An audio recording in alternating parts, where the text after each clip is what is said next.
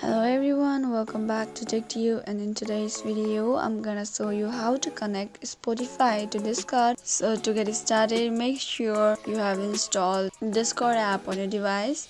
Open the app and you will see somewhat like this on your screen interface, and at the bottom below you can see the user setting option. Click on it and scroll down until you see the option connections. Click on it and here you can see we have no connection yet, and at the bottom right of VOP, click on it on the add option.